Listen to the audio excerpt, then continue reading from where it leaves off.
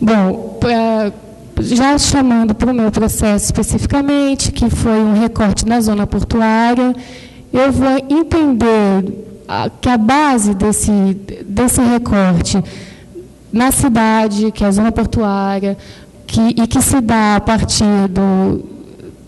de uma característica comum de todos esses jovens, que é ter a moradia também como exercício político, porque eles ocupam para viver, são do movimento de sem-teto, né? Eu acabo definindo uma cartografia para determinar, para delimitar os meus procedimentos. E essa cartografia já é um conceito emprestado da Sully Rolnick e do Félix Guattari, quando vão tratar da cartografia do desejo, né? Então, é uma cartografia que escapa da forma acadêmica ou da forma científica e busca elementos ou se liberta para elementos mais subjetivos para se determinar.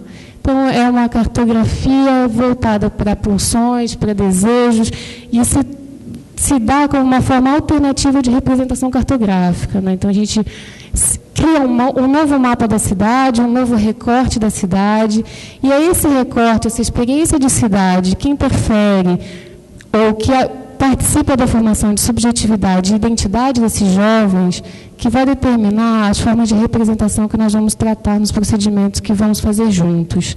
Então, eu sou levada à ocupação por uma demanda específica que existe nesse grupo de jovens de tratar de autorrepresentação e da impossibilidade de fazê-lo sozinhos. Então, a partir desse recorte, que é a vivência deles na cidade, e da imagem que eles querem tratar como sendo de jovens de ocupação, a gente vai trabalhar formas de representação juntos. Eu vou para lá, no primeiro momento, para me contaminar dessa vivência, dessa realidade que é morar numa ocupação e ser um jovem de ocupação, para pensar formas de representação que os interessam.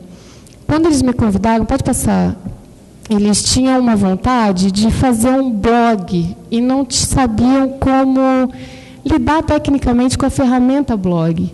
Então, eu fui convidada por eles para ensiná-los a lidar com a ferramenta. Então, a partir dessa demanda, que é puramente tecnológica, e com o meu conhecimento de representação, né, em lidar com estética, a gente faz um encontro e um diálogo que perdura durante aproximadamente 4, 5 meses, onde a gente vai tratar de formas de representação, de o que é construir a imagem, por que construir autoimagem e para quem se dá essa construção.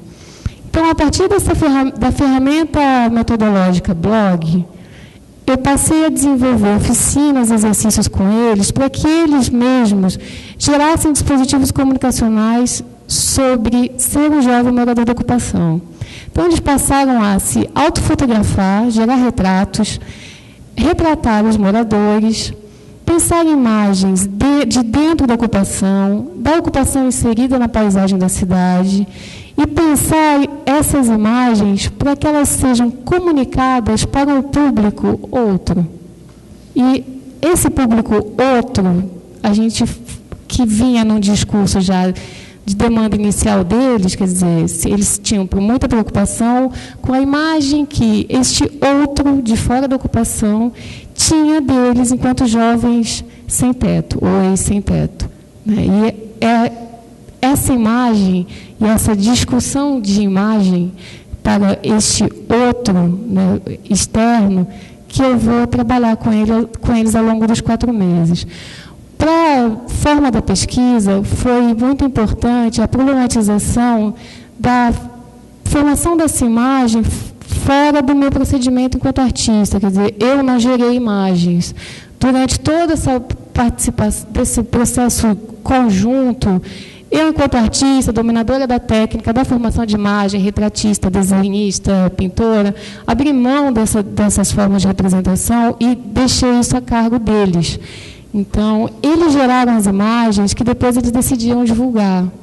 O que eu fiz foi só sistematizar as formas para que essas imagens fossem geradas, para que depois elas fossem para esse espaço virtual, mas que também é um espaço praticado na cidade, que é o blog que eles montaram. Então, essa identidade criada a partir desse novo coletivo, dentro do coletivo ocupação, que são os jovens da ocupação, ela se expande no blog como uma identidade coletiva. Pode passar, por favor. Eu queria chegar mais próximas imagens. Pode parar aqui, por favor. Então, quando a gente vai pensar que esse grupo de jovens se volta para um outro, esse outro que é um outro fora do seu abrigo identitário, fora da ocupação, fora do que é entender-se como sem teto, né? Esse outro se torna um absolutamente outro.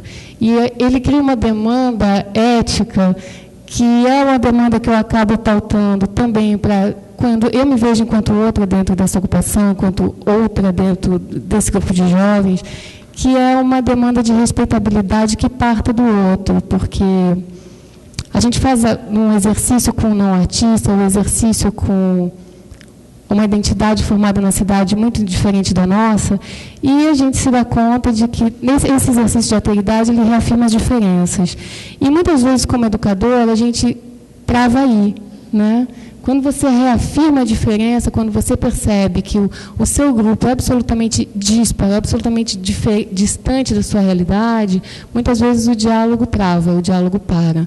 E, para mim, foi muito importante, nesse procedimento, compreender que é justamente onde a gente tem que se permitir contaminar, permitir admitir a diferença e, a partir dessa diferença, continuar produzindo. Então, a gente não busca um espaço de confraternização, a gente busca um espaço onde todas as falas devem caber.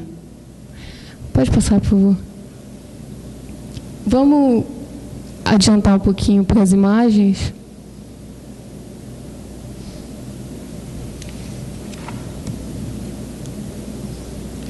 Então, a partir das metodologias aplicadas, né,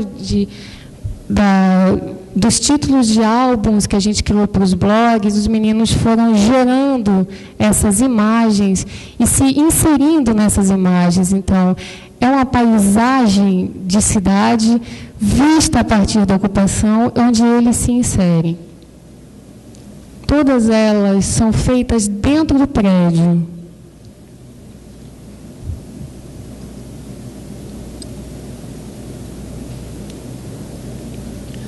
Vocês podem ver à direita como se apresenta o blog, né? Foi montado por eles, e aí dá para ver um pouquinho os títulos, né? Como é que a ferramenta metodológica, né, que a gente criou para gerar essas representações se aplica no blog. Pode passar. Com o tempo, a gente pôde se contaminar também, a partir das demandas específicas das vivências, por outras formas de conhecimento, por pessoas que não faziam parte da ocupação, mas que, de alguma maneira, se relacionavam com os meninos. Num determinado momento, eles pensaram que o blog podia ter uma música.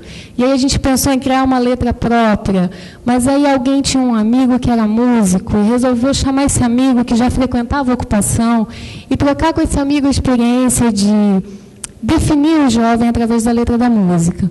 E aí, a partir da dinâmica que a gente já tinha instaurado, de muito diálogo, de muita conversa, de muita escuta, a gente promoveu reuniões com não moradores, não artistas, mas gente que podia colaborar na formação dessa representação que é a imagem do jovem morador.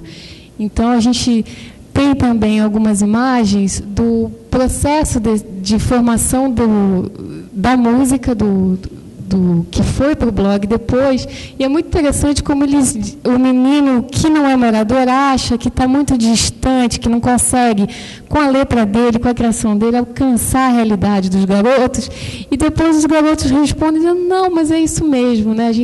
Você entendeu. Aí a gente vê o limite da linguagem, como a linguagem às vezes não dá conta do que a gente vive, da representação e da autorrepresentação que se quer alcançar.